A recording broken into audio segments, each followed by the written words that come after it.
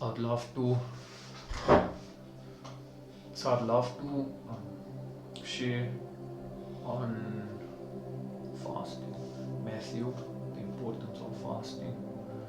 That is Matthew 6 verse 16 to 18. And when you fast, do not look gloomy like the hypocrites. I'd love for you to notice. And when you fast, not if you fast, but when you fast. It is important. Fasting is very relevant. It's not something you do once a month or once in a while or once a year. You fast so that you may place your flesh under submission, so that you can win the war between the spirit and your flesh. Your flesh that desires these lusts that is only destroying us. And so the scripture says, do not look gloomy like the hypocrites. Indirectly they say that even the hypocrites are fasting. Pray like this, and do not pray like the hypocrites do. See? So there's a way to pray, there's a way to fast. And there's hypocrites who are practicing both. And it's about being aware of how you are going about practicing this. Because you can't be in error, and you can't even believe with a sincere heart that what you're doing is in alignment. You're not going to call yourself out as a hypocrite. See? So that's why it's good to seek out the scriptures and understand what prayer actually looks like, and how you should go about praying, how you should go about fasting. So why we fast is to lose the chains of injustice done to us by those in higher places in the kingdom of darkness. The injustice done to us by us, for we do ourselves injustice through the lust of our flesh that leads to sin and gives birth to death. To share your food with the hungry, to break every yoke, the yoke of oppression, being oppressed by circumstances, by people, by spirits, because it's the spirit that is working through the people that is not of God and has the spirit of oppression over us, and by things that consume, like addiction, it oppresses us, it keeps us, holds us back from our authentic self, and it fills us with so much shame, even unconsciously, that we cannot be authentic and thrive and experience God's love. It cuts us off from contact with God. To satisfy the needs of the oppressed, to encourage healing. And I'd love to touch on healing.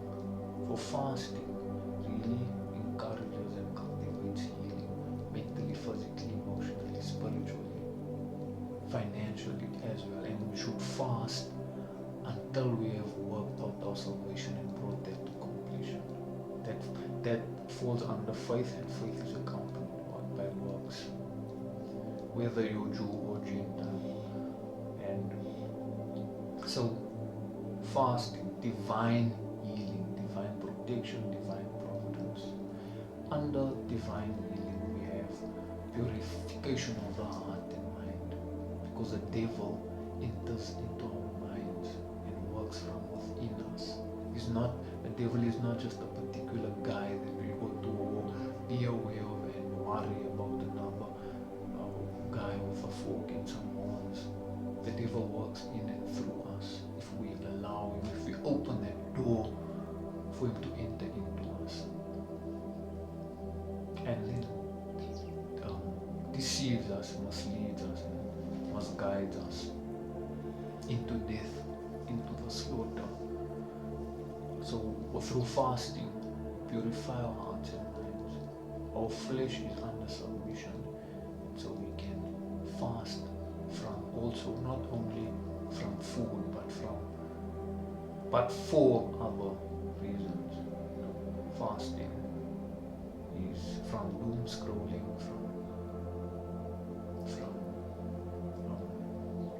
oversleeping, overspending. Well, that's why we fast, to get rid of that, to grow in that area, doing away with impure thoughts and impure actions that leads us to sin and that is against God's will and gives birth to destruction. The devil, getting rid of the devil, his voice, God.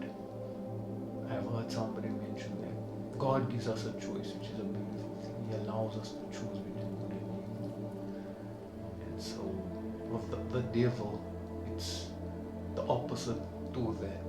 The devil does not give you a decision to make. Once you have continuously chosen death, actions and situations and decisions that lead to death, spiritual death, that then overpowers us. It's all we end up doing, and we end up living in that manner. And now we have no power over our actions, and it's all decided by the Son living within us, and that spirit